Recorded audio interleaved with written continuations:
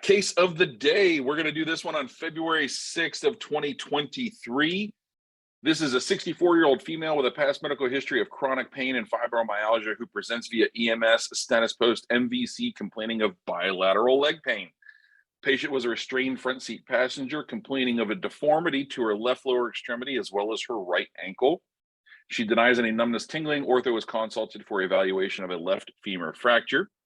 We have a list of ortho injuries here, and this is again taken directly from the patient's chart. A left GA femur, GA3 femur. GA stands for Castillo-Anderson. It is a classification that we use in orthopedics to convey open fractures. The one thing that you want to remember, anything in orthopedics, you want a grade 1 or 2. That's the best. It doesn't matter what classification system it is. You want a grade 1 or 2. When you get to 3, things start getting bad. So 3 is the worst, and then there's also 3A, B, C. I don't know why there's not 4 or 5. Nobody asked me. I'm not Castillo or Anderson, so I wasn't around whenever they made this classification. All femur fractures are a Castillo-Anderson 3 because of the impact and the amount of soft tissue damage that it takes to get your femur outside of the skin. So you have to have a very significant trauma to get it there. Interestingly enough, this patient also has a left femoral neck fracture, and we're going to see these x-rays in a second, and the ortho tertiary is pending, which means she's pretty banged up. She just came in. We did our primary survey, went through everything, and so far what we found is that she has an open femur fracture and a femoral neck fracture. So let's look at some pictures. Now, this is what I like about orthopedics. It's not all that hard to see the problem. So let's start over here. This is an AP of the femur. We can see the hip fracture right here. Right here is the femoral head sitting inside of the acetabulum. We have a 90-degree angle as it comes over to our greater troch on the proximal side of the femur, and we should not. This should be much closer to, say, 45-ish degrees. We come down here, and then there's this sudden angulation over here, which is much better represented in this image right here. So here's our knee joint, patella, and then here's the distal fragment with the fracture site right here, which makes this a segmental femur fracture. There is a segment in the middle of this long bone that is free floating. We can see this is a very dramatic x-ray, and you can see all of this kind of wrinkling and these marks over here on the side. This is going to be open skin as well as dressings covering. And this over here, we can see the femoral neck floating anteriorly. The femoral head is down here somewhere. Very difficult to see just due to the angle. These, whenever I talk about x-rays, I talk about good x-rays and bad x-rays. You cannot have a bad x-ray in the trauma bay. You can't. You are doing your best. You can never fault an x-ray tech for giving you the shot that they give you. They're doing their best. If you want better, you have to work with them, like you physically hands-on while they're shooting those films to get better pictures. But this is called a trauma series. It's getting us what we need so that we can help to treat the patient and get things going. This case is unique because femoral neck fractures are typically a contraindication to skeletal traction. The femoral neck has a very tenuous blood supply. So by applying traction and distracting that fracture within the femoral neck, we are compromising the blood flow and increasing the risk of avascular necrosis to the femoral head. However, in this case, I have it listed out down here. The fracture is segmental. That changes things. The femur fracture is open. That changes things. The femoral shaft fracture is significantly displaced. The femoral neck fracture is significantly displaced, and the patient is in her mid-60s. The patient being in her mid-60s really equates to she is much more, she can get better benefit from having like a hemiarthroplasty or a hip replacement, a hemiarthroplasty or even a total hip arthroplasty, depending on the situation. Whereas if it were anyone who is in this meeting, someone in their 20s, 30s, even in their 40s, who's, active and walking and, especially a lot of the people that I know here who do a lot of running and high impact activities, you do not want a hip replacement. You're going to wear that thing out. You got to remember, whenever it comes to even hemiarthroplasties, which are sometimes referred to half hip replacements or total hip replacements, they don't have a time life. They have an RPM. So if you're in your 30s and you're training for a half marathon, like some people we know are, they're going to burn through that hip a whole lot quicker than someone in their 60s, 70s, or 80s who is not doing that level of activity. So in a young person, would we still, somebody in their 20s or 30s, would we still have put this patient in skeletal traction? More than likely, yes. Mostly because of the significant amount of displacement that we have over this distal segment. You got to remember, you're looking at a lateral of the knee right here, right? That's looking at the knee from the side, but we're looking at the femur and the hip anteriorly, which means this person's entire leg is rotated 90 degrees. There's not a good answer.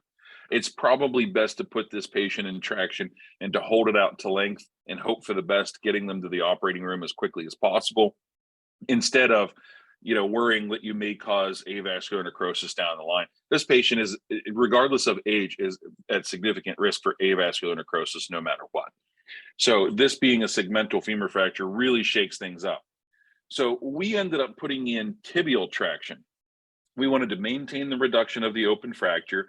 We wanted to improve the alignment of the femur fracture. We want to control the intermedullary bleeding so we can decrease hematoma formation within that thigh and increase the rate at which the hematoma forms with less volume, and improve patient comfort. As you can imagine, that patient was not feeling very comfortable with those initial x-rays with her hip straight up and her knee at 90 degrees. Can't blame her. We want to improve limb alignment. That'll make the surgery easier. And given the femoral neck distraction, the patient is a candidate for a hemi versus a total hip replacement. So we hung the traction and took them to CT, and within an hour, look at that. Look at that. As we joke in orthopedics, non-op. Look, we already fixed it. Non-operative. Look how beautiful it is. Now that's obviously a joke, but this is a huge improvement above what we just saw before. Although you have to remember, an X-ray is a two-dimensional image of a three-dimensional person. So on this angle, this femur looks perfect and exactly where we want it to be. But whenever we look at it from the side, she's still short. Now, on this CT scan, she is not in traction. Even though the bow has been applied, there is no way to hang the weight off of the CT bed. And remember, the CT bed is going to move in and out. So there's not a way for us to be able to hang weights in CT. So that bow is literally just laying there at the moment. There's nothing attached to it. So we're still a little short from the side. And as always, the distal fragment is falling posteriorly.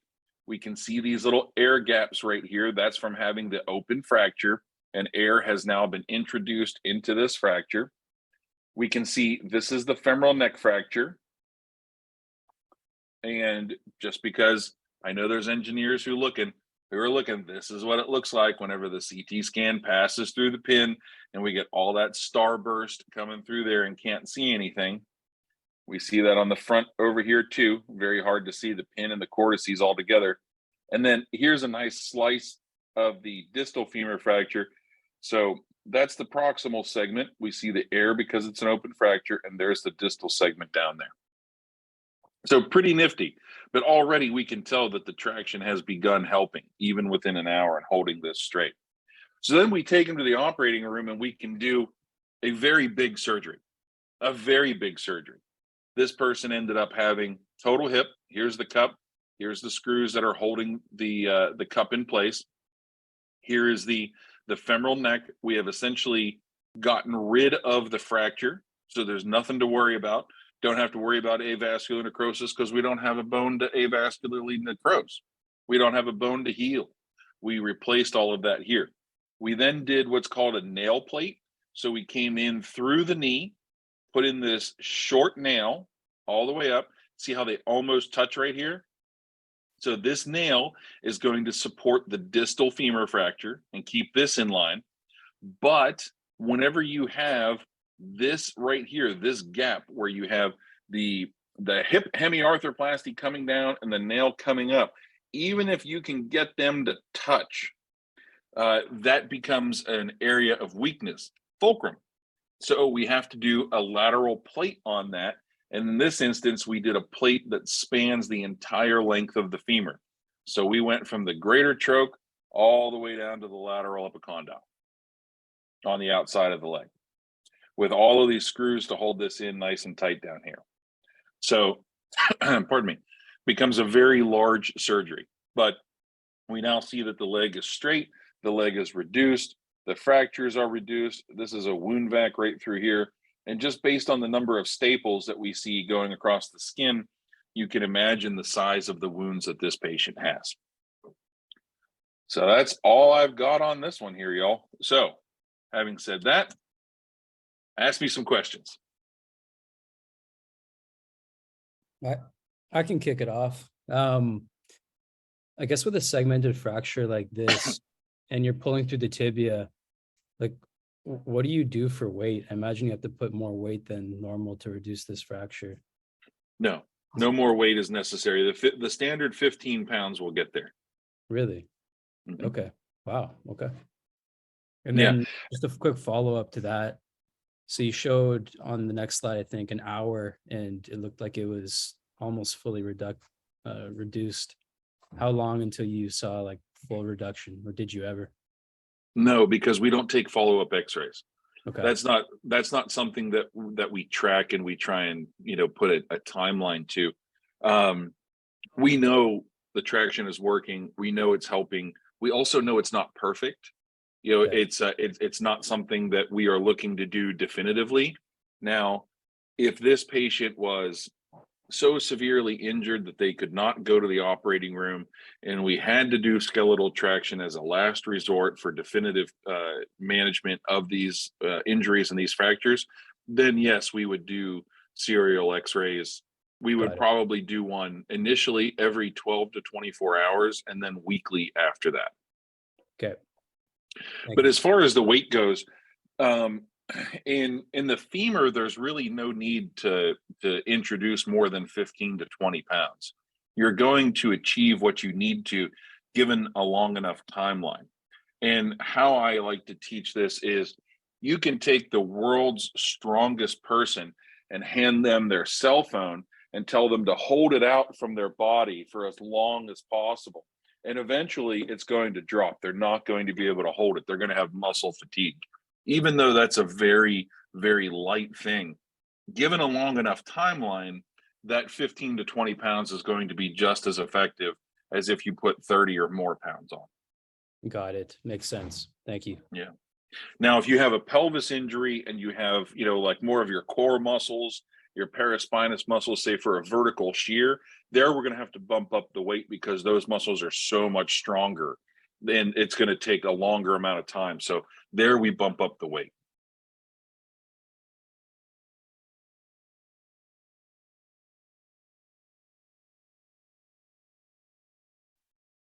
I've got some more questions. If I can just fire away. One question I have just on, I guess, the quality of this person's life post-surgery. I mean, it looks like there was a lot of screws, a lot of pins. What do you think they will be able to do? Are they able to carry on normally in their activities, or is this pretty debilitating? Hard to say. Very patient dependent. If you have, let's say, a 64-year-old office employee, okay, who has a desk job, or even perhaps say something in retail, okay, like something that is not very physically demanding, although working in retail can be occasionally demanding, but you see where I'm going with that. It's very likely that they'll be able to return to their usual activity. It's going to take them a good 6 to 9 months, maybe even a full year to actually get there. It's going to take some time. There's going to be a lot of hurdles along the way to have to clear. We got to get the bone to heal. We got to get the knee range of motion back. We got to, make sure it doesn't get infected, of course. Got to get the quad strength back and all of those things. But yeah, there's no reason why this person is going to be, say, disabled.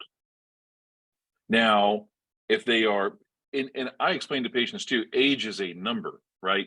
So there are very, very healthy 64-year-olds and there are very, very unhealthy 64-year-olds. So if this is a very, very unhealthy 64-year-old, it's not going to be very helpful for them. They're not going to heal. They're more prone to infection. It's going to be harder for them to get strong. It's going to be harder for them to get up and move. If they are an extremely active 64-year-old person who is training for half marathons, who is, out there quite literally jogging and doing 5Ks and things like that, this is going to be very debilitating to them because they may not be able to return to that level of activity. Now, we may not see them being debilitated because, they're walking into clinic and they say, oh, I'm only walking a mile or two a day. Okay, like that's great. Well, yeah, but I was running 5 miles a day before. I get it. Like it's a bit of perception, and nobody knows, including the patient, what things are going to turn out to be inside of a year. And as I like to say to patients too, I have the best, most motivated patients out there. They still need for their fracture and for their, in this case, their left leg to cooperate with the rehab process. They need their knee to be able to bend. They need the bone to heal. They need to clear the infection. They need all of those things. And some of those things they're in control of, but some not. So. Got it. That's helpful. I'm gonna fire away here. I don't know if anyone else has a question. I want to dominate all the time. Okay, sweet. You said at the beginning that avascular necrosis was a risk that you they had a lot of problems, so it's a risk you're willing to take. Did you know at the beginning, or would you have known that they were going to remove the femoral head anyways? Or Yeah, more than likely. Yeah, okay. just based on this level of displacement, like the only, I don't want to say the only way to fix this, because there's multiple ways to fix any fracture. And if you ask 100 orthopedists, you're going to get 110 opinions on how to do it. In my opinion, and obviously in the surgeon's opinion, this was the best way to go about it. The patient has a very, very high likelihood of avascular necrosis. At the very best case scenario, a very high incidence of that femoral neck going on to non-union and it just falling apart. Okay. So, just eliminate that, and yes, it might be a little bit early for this person to get a hip replacement. Better that than them go, 6 months or more because of not walking on the leg because of a non-union or avascular necrosis and end up with another surgery anyway. Okay. Clear. And then I have one final question. Maybe this is a stupid one, but in what kind of order of operations do you take care of the open fracture? Like, are you reducing them and then you're sewing that back up, or are you like, how does that come into play? So in the ED, what we teach people is make the extremity straight. So we do like a cursory. Okay, let me take one step back. With any open fracture, the most important thing is to give antibiotics. That is far and above the best thing that's going to treat for infection prophylaxis is timed antibiotics. The second thing is irrigation, right? So as soon as they come in, we start dumping water on it, even whenever the leg or the arm is crooked and twisted, and start cleaning it up. Then we make the extremity straight, and then we really wash it, and we really start dumping water through there and cleaning that whole wound. In the ED, we rarely close it. And if we close it, we are doing what's called a loose closure, where we're just kind of trying to pull the skin sort of kind of in the place that it should be, just so that there's not a wide open injury. But it's not a formal closure at all by any stretch of the imagination. We then put a sterile dressing on it and get the patient to the operating room as quickly as we can. Wow. Okay. Awesome. Thank you. And then in the operating room, we of course irrigate it again. And the traumatic wound is the last thing to close, because we may end up using that hole to get to the bone, to get it lined up, to get it fixed. Got it. Thank you. John, I got a question for you. You may have just touched on this with the avascular necrosis discussion, but you mentioned skeletal traction was contraindicated because of this femoral neck fracture.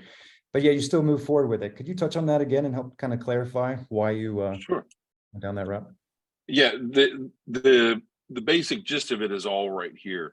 If this is, and quite honestly, you as a young, healthy patient, I would still probably put traction in. At a 64-year-old, I would pause for a moment, remember kind of these principles here that, that we can do the hip replacement and not have to worry about the femoral head, femoral neck fracture healing. But it's better to get things in alignment and keep going. If it's someone like you, I'm like a good 90% sure that I would still put skeletal traction on a young, healthy patient. But I would take pause and think about it and probably phone a friend on that one, and really have to think about it. Gotcha. Thank you. Mm-hmm. I had a question. At what point would you do, I don't know how predominant this is in practice, but partial like femur replacement or full femur replacement? Is that a thing? Oh yeah. I laugh that the engineer comes up and says, "Why not just do a PFR?" Because yeah, that seems super simple. Just machine it in the shop, we all do titanium. we do have them 3D printed if you really want to know. Yeah. So yeah, we do those types of surgeries. They are massive surgeries, and they take surgeons will set aside an entire day plus. So that can be anywhere from a 6 to 12-hour plus surgery, which makes the patient much more prone to infection and wound healing issues and problems. So the problem with this patient, the femoral shaft fracture is actually rather easy to manage, believe it or not. Getting this back and lined up and getting a nail plate on there is a very strong construct. You optimize the patient medically, you optimize the patient nutritionally, with vitamin D, multivitamins. And as long as this doesn't get infected, there's a very high likelihood that this will heal. The real consternation in this patient is the femoral head and neck, which is why we did the hip replacement. I see. So it would have to be pretty extreme cases where it's either an amputation or a full femoral replacement that you would indicate femoral replacement. Okay. So I know of one, a tumor surgeon in town did a total femur replacement, and he started at 7 a.m. and he finished at 8 a.m. the next day. Wow. So it was a 25-hour case to do a femur replacement.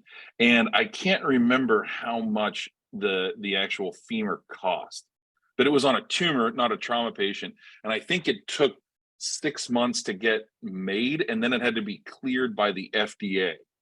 Wow. So it was a one-off cleared by the FDA. I think it was made in Italy, if I remember correctly. So yeah, not easy, that's for sure. Awesome. Thanks so much. Sure. I have a question kind of linked to the necrosis issue with the femoral head. Like if there wasn't the rest of the fracture, if it was just the fracture up by the hip, what would be the process if it's contraindicated for traction at that point? And would it still likely be a total or like the hip replacement surgery? Yes, much more likely. And this gets a little bit more granular with the patient history. How active are you? Have you ever had hip pain? Are you what we call a community ambulator? What are the medical problems like? Do they smoke? Do they have poorly controlled diabetes? Those are all going to play onto whether or not we do the hemi-arthroplasty, the half hip replacement, or a total hip arthroplasty, the complete hip replacement. But honestly, if this patient did not have the distal femur fracture, people would probably put them in bucks and just let them hang. They would do nothing. I would really like to use an expanding foam bump, Jeff Borgman. So I think that would be really helpful to help kind of stretch this out a little bit. So sprinkle that right in there. So, and Mike, who's watching this recording. So, because what you're trying to do is pull that out to length, but ever so slightly. And really all you're doing is buying time with the patient being comfortable until you can get to them to the operating room and do the hemiarthroplasty or the total hip arthroplasty.